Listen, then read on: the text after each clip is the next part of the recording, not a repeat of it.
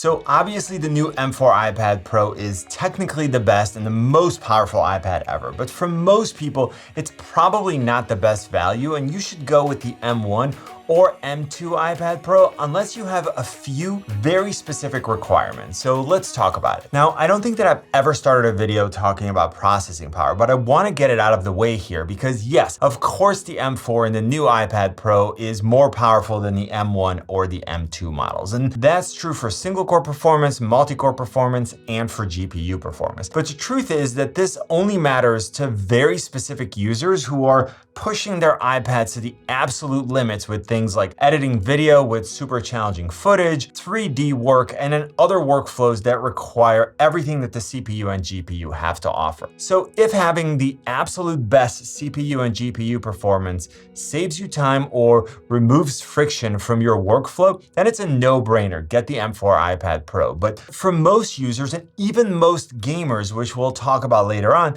the M2 is already more than what they need, and so is the M1. Now, when it comes to size, we're getting a very slightly larger iPad with the M4 model. We're talking about hundredths of an inch here in terms of height and width. Where you might notice a difference is with depth, where we're going from 0.25 to 0.2 inches. It's still a few hundredths of an inch, but since I'm used to handling the other two models, I noticed that the newer one is thinner. We're also looking at about 1/4 pound less in terms of weight, which again is noticeable, but these are not reasons why I would pay more for the newer model. So now let's talk about the display where there is a more meaningful difference. And first, let's talk about wants versus needs, because there's nothing wrong with wanting a better device, even if you don't actually need it. Like maybe you've been saving money for years and you just want the absolute best thing that's out there, and it's going to bring you joy every time you use it, which hopefully is thousands of times over many years. But if we're bringing budget and value into the decision and we're being intellectually honest,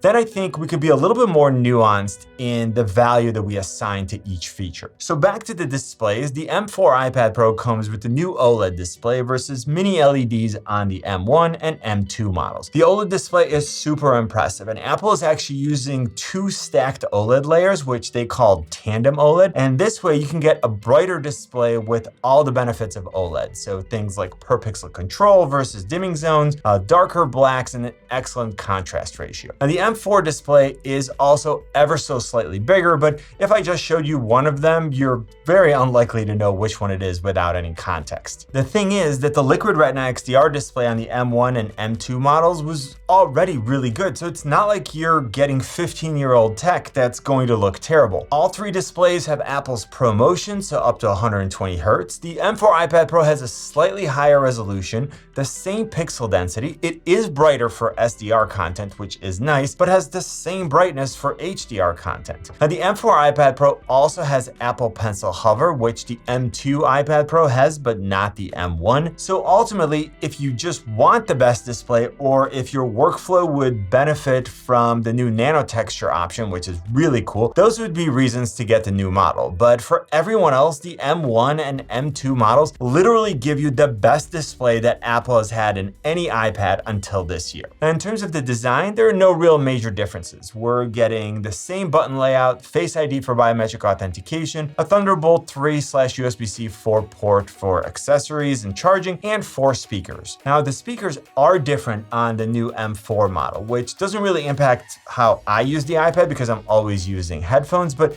it may matter to you. And the magnets on the back of the iPad also have a different orientation, which is why the M4 iPad Pro has dedicated accessories, and you can't use the ones from the M1 and M2 iPad Pro. And this goes for both the keyboard and the stylus. The new magnet layout means that the M4 iPad Pro literally won't attach properly to the previous Magic keyboards and vice versa. So if you have a Magic keyboard and you're thinking of upgrading to the M4 Pro, just know that you're also going to have to upgrade your Magic Keyboard. Now, the new Magic Keyboard is nicer, it's thinner, it has a row of function keys, better keys all around, and a better trackpad. But the previous model was already very good, so again, this isn't wasn't really a deciding factor for me. Now moving on to the Apple Pencil, again, you have to get the new Apple Pencil Pro with the M4 iPad Pro, and there's no compatibility with a second generation Apple Pencil. And you can actually see that the magnets on the top of the iPads are not in the same spot, so the wrong Apple Pencil won't attach or pair with the wrong iPad. Now, if you really need or want the new functionality of the Apple Pencil Pro, things like barrel roll, which is useful with rotating shaped pen and brush tools, a squeeze function, which can be used to open a palette for switching tools, line weights, and colors, and haptic feedback, then you have to get the M4 iPad Pro. Now, the Apple Pencil Pro is also compatible with Find My, which I'm not gonna lie, I really like because it helps me find it whenever I leave it in another room. And speaking of things that I can finally locate with Find My,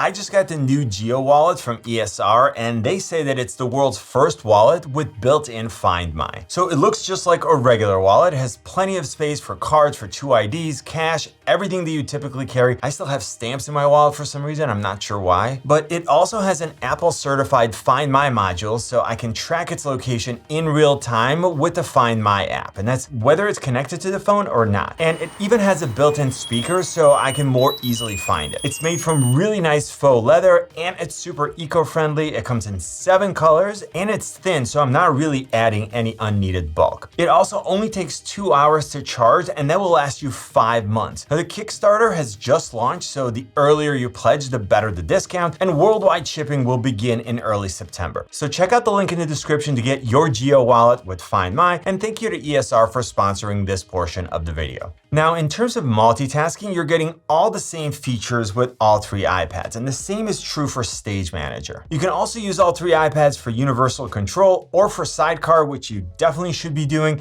and I have tutorials for both on the channel. Now, of course, you can use all the same app, and the one advantage you get with each new version is additional years of support. Now, the front-facing camera on all 3 iPads is 12 megapixel, but it's been moved on the M4 iPad Pro, so now it's on the long edge, and you're always properly framed when you're on a video call, and here's a quick sample. So here's a camera and microphone comparison of the M4 iPad Pro and the M2 iPad Pro.